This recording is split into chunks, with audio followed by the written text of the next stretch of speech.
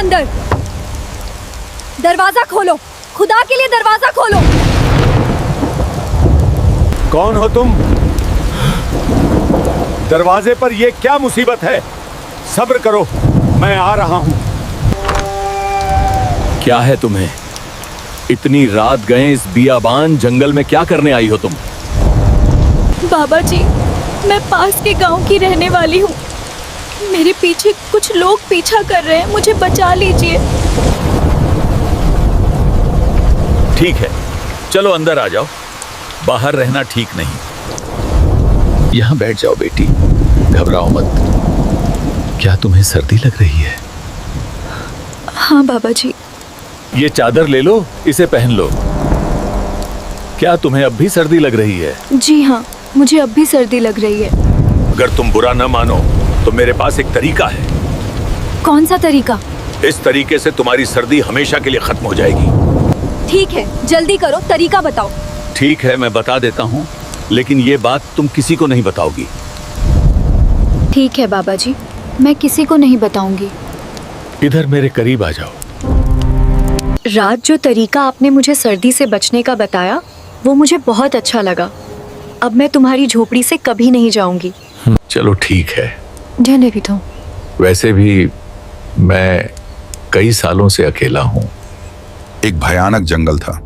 उसके बीच में एक बूढ़ा साधु स्वामी वैष्णुदास एक झोंपड़ी में अकेला रहता था। सालों से वही झोंपड़ी उसका घर थी। इस रात बहुत तेज तूफानी बारिश हो रही थी। आसमान में बिजली गरज रही थी, जैसे कोई गुस्से से चीख रहा हो। जंगल में हर तरफ अंधेरा और सनसनी थी। स्वामी वैष्णुदास दरवाजा बंद करके अपनी झोंपड़ी में बैठा हुआ था, ताकि बाहर की बारिश और हवा अंदर ना आ सके। अचानक टक टक झोंपड़ी के दरवाजे पर किसी ने दस्तक दी। साधु चौंक गया। इतना डरावना जंगल और इतनी रात गए कौन हो सकता है? हिम्मत करके दरवाजा खोला तो सामने एक नौजवान कंवारी औरत खड़ी थी। बारिश में उसके कपड़े पूरी तरह भीग चुके थे। हर लकीर, हर आकार साफ नजर आ रहा था। वो खूबसूरत थी और डरी हुई भी। साधु ने पूछा, इतनी रात इस जंगल में तुम यहाँ क्या कर रही हो? लड़की कांपते हुए बोली, बाबा जी, मैं पास वाले राजपुर की रहने वाली हूँ। मेरा नाम प्रिया है। मैं बहुत डरी हुई हूँ। उसकी आवाज थरथरा रही थी। कुछ लोग मेरे पीछे पड़े हैं। वो मुझे मारना चाहते हैं, मेरी इज्जत को नापाक करना चाहते हैं। मैं अपनी जान बचाकर यहाँ तक भाग कर आई हूँ। कृपया मुझे बचा लीजिए। स्वामी वैष्णुदास ने उसे अंदर बुला लिया। उसके लिए चटाई बिछाई और दिया जलाया। झोंपड़ी में अब सिर्फ दिए की हल्की रोशनी थी और बाहर तूफान की आवाज। प्रिया की आंखों में डर था। वो कांप रही थी। उसने कहना शुरू किया, मैं राजा विजय सिंह की बेटी हूं। मेरे माँ बाप अब इस दुनिया में नहीं हैं। उनके जाने के बाद लोगों की नजर मेरी खूबसूरती पर पड़ गई। वो मुझे छूना चाहते हैं, मेरा जिस्म पाना चाहते हैं। साधु स्वामी वैष्णुदास उसकी बातें चुपचाप सुनता रहा। उसे लग रहा था कि ये लड़की कुछ और भी छुपा रही है। क्या इसका यहां आना सिर्फ इत्तेफाकिया है? बाहर तूफान बढ़ता जा रहा था। झोंपड़ी के अंदर सिर्फ दो लोग थे, एक बूढ़ा साधु और एक जवान कंवारी। कुछ देर बाद प्रिया बोली, बाबा, मैं बहुत डरी हुई हूं। क्या आज की रात आप मुझे यहां रहने देंगे? स्वामी वैष्णुदास ने उसकी तरफ देखा। उसकी आंखों में मासूमियत और डर दोनों थे। बूढ़े बाबा ने कहा, हाँ बेटी, तुम यहां रह सकती हो। ये झोंपड़ी तुम्हारी भी है। प्रिया चटाई पर लेट गई। साधु स्वामी वैष्णुदास उसे देख रहा था। वो खुद को रोक रहा था, मगर उसके मन में कुछ चल रहा था। कुछ हलचल, कुछ बेचैनी। सालों से सोए हुए जज्बात आज रात अचानक जाग उठे थे। स्वामी वैष्णुदास के दिल में एक अजीब सी हलचल मच गई थी।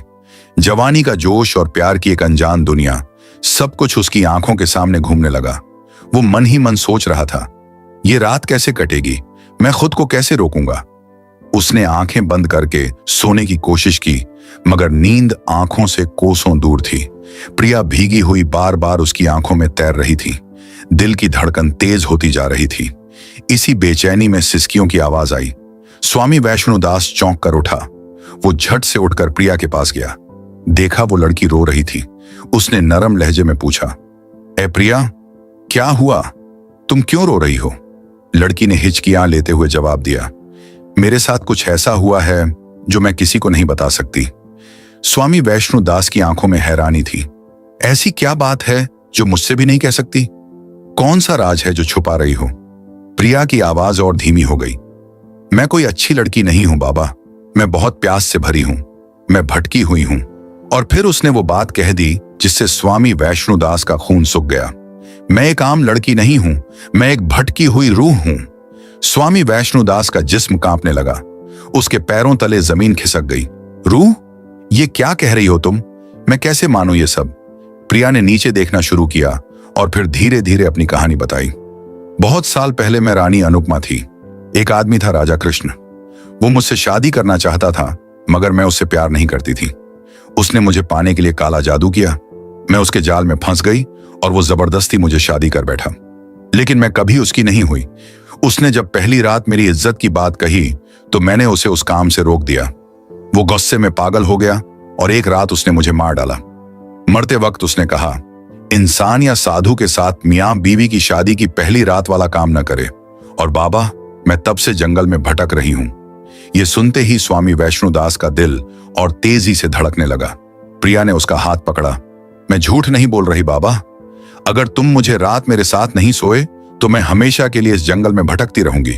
उसके नरम हाथ स्वामी वैष्णुदास के जिस्म को छूने लगे। साधु का मन और तन दोनों हिलने लगे, मगर तभी बाहर से एक भयानक आवाज आई, जैसे कोई और भी वहां था। स्वामी वैष्णुदास फौरन उठा और झोंपड़ी से बाहर भागा। बाहर अंधेरा छाया था, कुछ दिखाई नहीं दे रहा था। फिर उसने पलटकर झोंपड़ी की तरफ देखा। प्रिया चुपचाप खड़ी थी। अचानक काला साया उसके सामने आया। आवाज गूंजने लगी, मैं वही हूं जिसने इस लड़की को तेरे पास भेजा है। वो वही साया था जिसने काले जादू से प्रिया की रूह को सालों से बंद रखा था। वो जोर से हंसने लगा और बोला, साधु स्वामी वैष्णुदास, तुम अब मेरे जाल में फंस चुके हो, तुम बच नहीं सकते। स्वामी वैष्णुदास ने गहरी सांस ली और शांति से जवाब दिया, तेरा काला जादू मुझ पर असर नहीं करेगा। तुमने सोचा मैं एक लड़की की सूरत से भटक जाऊंगा? नहीं, ये मेरा रास्ता नहीं है। ये सुनकर प्रिया की नजरें नीचे झुक गईं। उसकी आंखों में शर्म थी। साया फिर गरज कर बोला, तुम भी तो इंसान हो, तुम्हारे अंदर भी तो आग होगी, तुम कैसे बचोगे मुझसे? साधु स्वामी वैष्णुदास ने अपनी आंखें बंद की और आसमान की तरफ देखा। कुछ पल खामोश रहने के बाद बोला, मैं रोशनी का रास्ता चुनता हूं, तेरे अंधेरे का नहीं। प्रिया की आंखों में आंसू आ गए। वो सोचने लगी, क्या मैं सचमुच ये करने जा रही थी? क्या मैं किसी भले इंसान को अपने जाल में फंसा रही थी? स्वामी वैष्णुदास ने नरमी से कहा, प्रिया, तुम अपने अंदर झांक को, क्या तुम यही बनना चाहती हो? मैंने कभी किसी औरत को बुरी नजर से नहीं देखा, फिर तुम क्यों मेरी इज्जत छीनना चाहती थी? साया हंसा, बहुत देर हो चुकी है साधु, अब इसका कुछ नहीं हो सकता। मगर अब प्रिया की आंखों में एक नई रोशनी थी। उसने धीरे से कहा, मुझे नहीं पता सही क्या है और गलत क्या, मुझे बस मुक्ति चाहिए, सुकून चाहिए। स्वामी वैष्णुदास ने जवाब दिया, तुम्हें अपनी रूह के लिए नहीं, अपने वजूद के लिए लड़ना होगा। ये लड़ाई अब तुम्हारी है। प्रिया ने गहरी सांस ली। अब वो डरी नहीं रही थी। उसने साय की तरफ देखा और कहा, हाँ, ये मेरी लड़ाई है और अब मैं इसे खुद लड़ूंगी। उसने अपनी आंखें बंद की, दोनों हाथ उठाए और साय की तरफ बढ़ी। जैसे ही उसके हाथ साय को छुए, तेज हवाएं चलने लगीं। अंधेरा कांपने लगा, साया तड़पने लगा, चीखने लगा। मगर अब प्रिया की रूह जाग चुकी थी। उसने पूरी ताकत से साय को मिटा दिया। हर तरफ सुकून फैल गया। जब प्रिया ने अपनी आंखें खोली तो सामने साधु स्वामी वैष्णुदास उसकी तरफ बढ़े और बोली, मुझसे बहुत बड़ी भूल होने जा रही थी। आपने मुझे रोक दिया, आपने मुझे फिर से इंसान बना दिया। स्वामी वैष्णुदास ने मुस्कुराकर जवाब दिया, अब तुम आजाद हो, जाओ और अपनी जिंदगी नई सिरे से शुरू करो। प्रिया ने सर झुकाया। आंखों में आंसू थे और हमेशा के लिए इस जंगल से निकल गई। अब उसकी रूह मुक्त थी। वो अंधेरे से रोशनी की तरफ बढ़ चुकी थी।